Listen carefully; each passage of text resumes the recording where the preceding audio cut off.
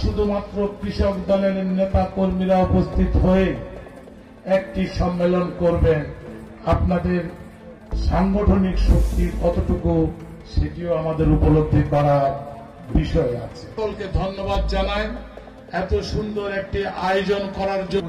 আজকের অনুষ্ঠানের প্রধান অতিথি সকলে মিলে আন্দোলন করেছি। আমাদের নেতা জনাব তারেক রহমান সাহেবের নির্দেশে এদেশের মানুষের মৌলিক অধিকার, ভোটের অধিকার প্রতিষ্ঠার জন্য। তারপর আমরা রাজপথ ছাড়ব।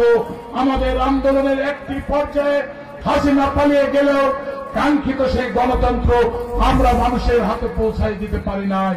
সংগ্রামী বন্ধুরা, আমার কাছে অঙ্গীকার করছি, যতদিন বাংলাদেশের মানুষের হাতে আমরা গণতন্ত্র তুলে দিতে পারবো না, ততদিন আমরা কেউ রাজপথ ছেড়ে ঘরে ফিরবো না ইনশাল্লাহ। বাংলাদেশ জাতীয়তাবাদী দল কৃষক নির্ভর একটি রাজনৈতিক দল, আমাদের মা বোন নির্ভর একটি রাজনৈতিক দল, আমাদের পেশাজীবী মানুষ নির্ভর একটি রাজনৈতিক দল।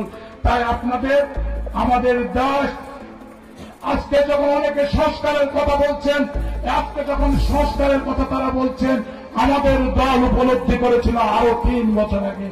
আমাদের দলের নেতা জনাব তারেক রহমান আজ থেকে 2.5 বছর আগে জাতির সামনে 31 দফা সংস্কার প্রস্তাব দিয়েছিলেন। সেই সংস্কার